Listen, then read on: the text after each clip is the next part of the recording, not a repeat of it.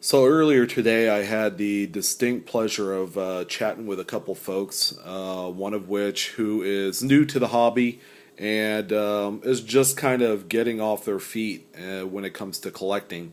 And there's really no direction or anything like that. So that was one. Another, I talked to a young lady, and I don't know if you guys know, but I have a side consultation type of broker business. Folks who have collections, inheritance, stuff that they want to unload and liquidate into cash. I could help them do that. And I'm a member of the ANA and a member of PCGS and NGC as well. So I have the right to submit and get stuff graded if I choose. So the young lady had inherited a small collection, some of which is slabbed coins, a couple gold pieces, a whole bunch of miscellaneous silver, kind of more scrap. And yeah, within the last few months, I would say since before the holidays, I've had quite a few questions about third party grading. What is it? Is it worth the money to go out and get stuff graded? And could I grade anything? Well, those are all great questions, and I think this video will help clarify and put to rest some of the questions, some of the inquiries, some of the concerns when it comes to buying or selling coins. Is of course, the whole grading process and what coins, how much should I spend on something that's raw and feel absolutely safe or comfortable. We'll go over all those things this evening. It's approaching midnight, so you'll have to excuse me. My voice is a little raw. I've actually had to work today in spite of it being a holiday. So let's talk about the whole raw versus graded debate. Raw coins, of course, non-graded. You pick it up. Coin stores, they're going to come uncertified, such as this Cat Bus $50 right here. And I picked several pieces for a reason. There is there is a good reason why you should buy a coin slabbed, and this is going to be one of them. We typically buy coins slabbed for a couple reasons. One of which is authenticity, genuine. Especially for key dates, especially for popular series. The older you get in a series or a denomination, it's always a good idea to buy a slabbed example, especially if you're a type collector that enjoys collecting by condition. Let's say I wanted to buy a short set. I wanted to put something together. A short set is traditionally referred to as a specific date range. Like a 1830 to 1838 cap bus $50, which is extremely affordable. However, there are a lot of cleaned examples, such as this piece right here, cleaned, kind of unattractive. An original skinned piece. And original skin is, it's going to have like the darker tone to it. The fields won't be as flat, and you're not going to get the hairlines in there. I'm not too worried about touching this coin. I bought it right, $45, and it's 1817. Not exactly a rare date, but at the same time, it's early enough that I can make money off of it, even, when it's been cleaned at one point. So clean coins, you buy a coin that's in a third-party type of grading service. For this example, this is a PCGS, and it's commonly referred to as a slab. That's what the plastic holder is. It's a chunk of plastic with the certification number that you could always go onto PCGS's website and match the number to what's in the registry, because when you get it certified, it's automatically entered. You pay extra money for things like a true view and all of that stuff, so that's optional. So it's always a good idea to buy a nice condition type coin. I would say anything, the older you get, you want to stick around a VF and higher in a graded piece. If it's something of a key date, it could be any condition from poor to fair all the way up to mid-state. Getting a slabbed example is still a good idea.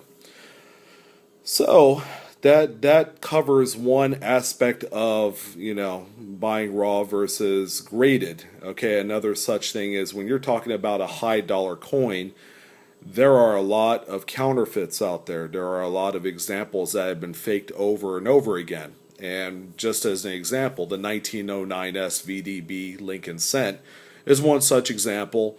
The 1916D Mercury dime is another example. And the 1804 dollar, it's a trademark coin out there. It's on the top 100 coins list of all time. And those are the type of coins where you absolutely must get them slabbed and graded because they have been looked over by professionals in the business. Okay, PCGS and NGC are the two top grading companies. Another company called Annex and ICG are a close third and fourth, respectively. But you always want to get the authenticity of a third-party grader, especially when it comes to those once-in-a-lifetime, low-mintage type examples. And the same holds true for any other rarity, whether it's a token, a metal, something that they've only made a small amount of. So that's another reason why you should get a slabbed example. So when is it acceptable to buy something that is raw? Okay. First and foremost, education is key when it comes to coins in general. You want to know exactly what the grades are. You want to know how to find out what makes one coin cleaned over another. Okay, and I have a few examples here. I showed you a piece that has kind of a flat matte gray surface, okay, with hairlines. Hairlines would not show up unless you were rubbing it down in the friction from, like, say, a cloth towel or something like that would leave those scratches on there. Here's another such example. Okay, this one's been cleaned. The surfaces are just way too reflective, almost proof-like, when this is even a business strike. And you can see that there's some toning, some tarnish around the devices, which is very common to a cleaned coin, because when someone gets in with a cloth or some sort of brush or sponge, it's really hard to get in between the tight crevices of a coin. So that's another telltale sign. Again, you're going to have the flat background finish, and in some cases on a clean coin, they could be heavily polished. It's a matter of taking some polish compound and really rubbing it in to give it that nice uncirculated look. But to those of us that are educated and have done our homework will know better. Here's a couple more examples of clean coins. This particular seated Liberty $50 is in magnificent shape if and only if it had its original luster. But as you can see, flat, dull surfaces. And just by looking at this vantage point right here, you can see the hairlines in the fields. It's cleaned, cleaned. Some say, well, cleaned is good, right? Something clean should be worth more money. That's not the case. Not in this hobby, not in this industry. Clean coin is an instant death. Okay, it's going to drop the value down tremendously. And, you want to take that into consideration when you're looking through an inheritance or a collection, something that's been passed down to you, but yet you don't know a whole lot about the coins. It's extremely important to know what's acceptable as far as cleaning a coin. In the industry, you should never clean a coin, let alone dip it in any sort of tarnish removing type of liquid, the stuff that jewelers use to clean rings and necklaces. So definitely want to stay away from that. Price-wise, there's really no price point to stay within when it comes to buying raw coins. You want to take into consideration condition is number one. Number two is how rare the piece is. If you have a piece that has only a 50,000 mintage recorded, obviously it's better to buy a slabbed example, okay, because you're also going to get the little bit higher grade, and you're going to have something that's genuine. And the key series out there, for example, the bust series, the earlier type of coins, and some of the later later gold examples like St. Gaudens and the $10 Indian are absolute good examples of coins that you should buy in a holder and have something that's already authenticated.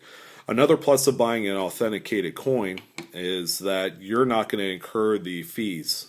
Okay, now if you had a raw example, such as this Seated Liberty $half, and you send this out, then you have to pay whatever the fees are, $35, $40. If you want an expedited service, it's going to cost more.